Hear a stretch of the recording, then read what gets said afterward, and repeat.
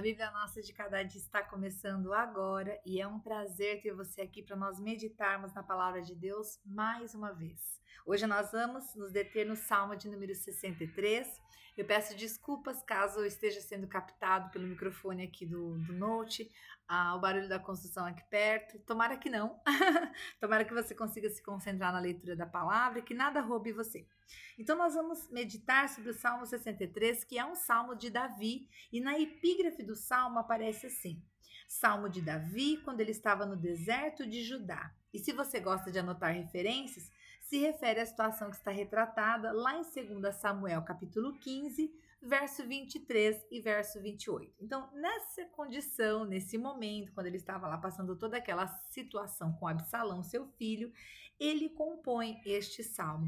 E nós vamos ver Davi pedindo ao Senhor ajuda, né? Ajuda com os seus sentimentos, contra os seus inimigos, mas mais uma vez Davi declarando através deste poema, dessa canção ao Senhor, a sua dependência, a sede que ele sente da presença de Deus, o quanto ele percebe que ele precisa do Senhor, que é a fonte que sacia as necessidades básicas dele, né, querido? Porque quando a gente está falando de sede, a gente está falando de necessidade básica, né? Davi descobriu que o seu Senhor, ele era tudo na sua vida, né? Desde aquele que saciava a sua sede interior até aquele que ocupava os pensamentos dele antes de dormir.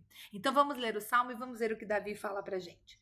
Versículo de número 1 fala assim: ó Deus, tu és o meu Deus. Eu tô lendo na Nova Versão Internacional e caso você esteja lendo na revista atualizada, você vê que aparece Deus forte, né? Tu és o meu Deus forte. Eu te busco intensamente. A minha alma tem sede de ti.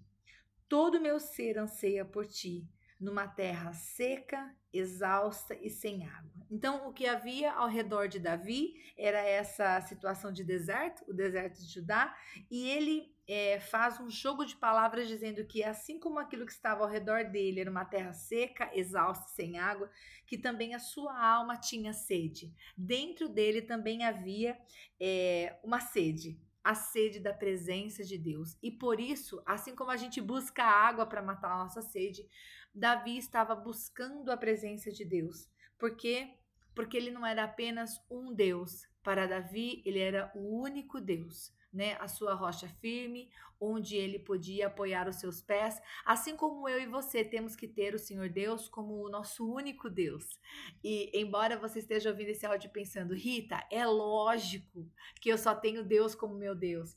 A verdade é, meus queridos, que muitas vezes a gente coloca pessoas e coisas no lugar de Deus. E sabe qual é um sinalizador de que isso está acontecendo? Quando qualquer coisa que aconteça com esta pessoa ou com esta coisa for o suficiente para roubar a nossa alegria e o nosso louvor a Deus, é porque nós havíamos posto esta coisa no lugar de Deus. Você entendeu? Para te dar um exemplo mais concreto.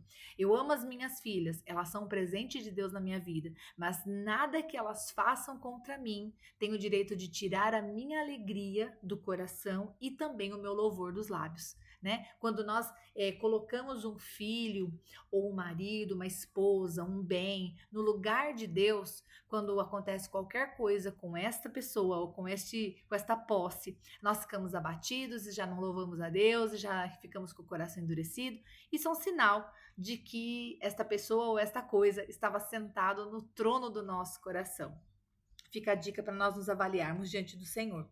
Então Davi continua, né? Versículo 2: quero contemplar-te no santuário e avistar o teu poder e tua glória. Lembremos que aqui o santuário não é o templo foi construído por Salomão, filho de Davi. Ele estava falando da tenda provisória em que a arca ficou situada. E aqui ele estava no deserto de Judá, ele estava longe da arca, ele estava longe da presença de Deus física no sentido da arca. Mas mesmo no deserto e mesmo longe do espaço físico de adoração, Davi ainda estava buscando o Senhor em adoração e falando com ele. E continuando. O teu amor, verso 13, o teu amor é melhor do que a vida. Se você estiver lendo na revista atualizada, diz a tua graça é melhor que a vida. Por isso, os meus lábios te exaltarão. E aqui, Davi está dizendo algo para nós, para o Senhor, e que serve de lição para nós, é que a graça, o amor do Senhor Deus é melhor do que a vida. O fato de nós termos a presença de Deus na nossa vida, se nós estivermos olhando para essa situação da maneira correta, é realmente, meus queridos, a força que nos tira da cama todos os dias, que nos faz ir para frente todos os dias, é a presença de Deus, é a existência dele na nossa vida, que nos dá energia e foco e objetivo e vontade e desejo de prosseguir. Se nós apoiarmos a nossa fé, a nossa força, a nossa esperança em qualquer outra pessoa ou coisa que não seja Deus, nós vamos nos decepcionar, porque somos falhos. Até mesmo se alguém apoiar a fé, a sua própria fé em nós, essa pessoa também vai se frustrar, porque nós também somos falhos. Então, Davi aqui está dizendo: o teu amor é melhor do que a vida, né? Tudo que eu tenho ou que eu possa vir a ter não é melhor do que o Senhor, a tua graça, o teu amor. E por isso, final do versículo 3, os meus lábios te louvarão. Verso 4, enquanto eu viver te bendirei, e em teu nome levantarei as minhas mãos. Olha que lindo, você consegue imaginar Davi levantando as suas mãos para adorar a Deus, né? Em nome de Deus, levantando as mãos, igual você e eu, nós levantamos as mãos na igreja, ou levantamos as mãos aqui em casa quando estamos orando, ou quando estamos passando de carro, a gente levanta as nossas mãos para orar na direção de algum lugar, né? Ou você está às vezes num restaurante, passa uma ambulância a toda velocidade, fazendo aquele barulho, você discretamente estende as suas mãos e fala: Deus, em nome de Jesus, abençoa. É no nome de Deus que nós levantamos as nossas mãos, e Davi já fazia isso. Verso 5, a minha alma ficará satisfeita como quando tem rico banquete, com lábios jubilosos a minha boca te louvará. Quando me deito, lembro-me de ti. Penso em ti durante as vigílias da noite. Pare aqui. O versículo 6, meus queridos, traz um negócio precioso. Davi, fugindo de Absalão, seu filho, num deserto, longe da arca, longe do seu trono, longe do conforto que isso lhe trazia. Quando à noite, nas vigílias da noite, quando no meio da noite faltava o sono, ao invés de ficar cheio de arrependimento, pensamentos de tristeza, pensamentos de que poderia ter feito diferente, Davi se punha a pensar em Deus. Ele disse: quando me deito, lembro-me de ti. Penso em ti durante as vigílias da noite. É o que diz o versículo 6. Então, Davi tinha na sua mente tudo aquilo que Deus já havia feito de bom, o quanto Deus já havia feito, né, para o seu povo, o que Deus havia feito para outras pessoas. Ou seja, Davi alimentava na sua mente as boas memórias, as boas lembranças e a certeza de quem Deus é, de que Deus é poderoso, de que Ele é fiel, de que Ele é digno de confiança, de que muitas vezes quando acontecem situações ruins, como a que estava acontecendo com Davi quando ele escreveu esse salmo, Davi trazia à memória a certeza, não uma certeza em vão, não aquela coisa que se cria para se consolar, mas Davi trazia à sua mente fatos que respaldavam uma verdade. Qual é a verdade? Aquilo que Deus começa na nossa vida, Ele também termina. Se nós rendemos o senhorio da nossa vida para o Senhor, a gente não precisa temer, a gente não precisa achar que Deus será infiel, porque Ele é fiel. O nosso papel é só não atrapalhar Deus. O nosso papel é não tomar decisões precipitadas. Então, Davi, na vigília da noite, ao invés de ficar pensando nas coisas que deveria ter feito diferente, devia ter falado, devia ter agido, ele trazia Deus à sua memória. E um dia desse para trás, o Espírito Santo falou isso comigo enquanto eu estava fazendo uma determinada coisa aqui em casa. Eu pensei assim: puxa, se eu tivesse feito dessa outra maneira, estaria mais fácil agora. E quando esse pensamento veio à minha mente, ou eu pensei esse pensamento, imediatamente veio uma outra voz, que eu acredito que foi o Senhor dizendo: não fique pensando nos e sis. Aquilo que já foi feito, está feito. Agora é daqui para frente.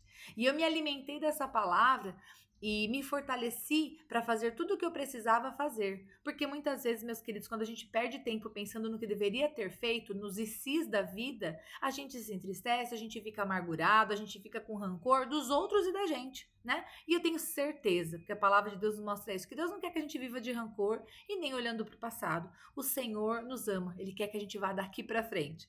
Então, Davi pensava no Senhor à noite, né? Versículo 7, porque és a minha ajuda, canto de alegria à sombra das tuas asas. A minha alma apega-se a ti, a tua mão direita me sustém. Agora, a partir do versículo 9, Davi vai falar a respeito daqueles que não temem a Deus. E ele vai dizer: aqueles, porém, que querem matar-me serão destruídos, descerão às profundezas da terra, serão entregues à espada e devorados por chacais. Mas o rei se alegrará em Deus. Todos os que juram pelo nome de Deus o louvarão, mas a boca dos mentirosos será tapada. E nós vemos aqui que Davi, para finalizar, Davi ele não está dizendo que ele iria vingar-se a si mesmo, que ele iria buscar a sua própria justiça, que ele iria retribuir. Ao contrário, né? Davi ele diz que serão entregues e devorados, mas que o rei se alegrará em Deus. A porção de Davi era o Senhor, a graça de Deus era melhor que a vida.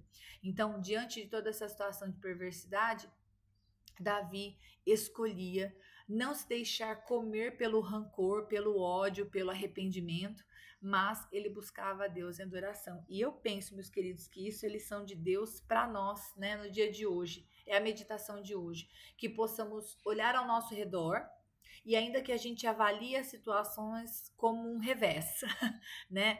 Como ele que estava separado, entre aspas, da presença da arca, né? Então ele estava separado do lugar da presença de Deus, mas ele ainda assim estava buscando a presença de Deus através da oração. Durante a noite a sua mente não se enchia de coisas vãs, né? Davi, ele poderia mandar, sei lá, trazer mulheres para ele, mas não, ele se alimentava ali do pensamento em Deus, da presença de Deus, compondo poemas para o Senhor e se alimentando na fé de que Deus é aquele que abate os inimigos. Que a gente possa, da mesma maneira, saber que nosso Deus julga a nossa causa, cuida de nós, nos protege e nos ama.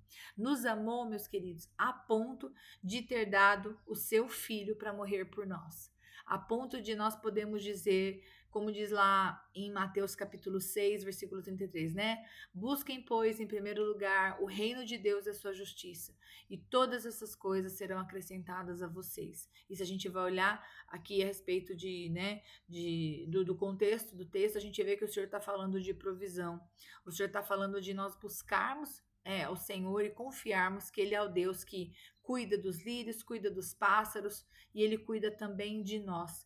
Tudo o que nós precisamos fazer é apenas não deter o nosso coração nas coisas que são dessa terra e fazemos como Davi, né? No versículo de número 1 ele fala: Deus, tu és o meu Deus e eu te busco intensamente. Te busco com todo o meu corpo, como fala no próximo versículo, te busco com toda a minha alma. Que você e eu nós possamos parar de buscar aquilo que não é Deus, aquilo que não é de Deus e nos voltarmos para o Senhor. E eu te espero, se o bom Deus permitir, para que a gente possa meditar na palavra do Senhor no Salmo de número 64. Deus te abençoe.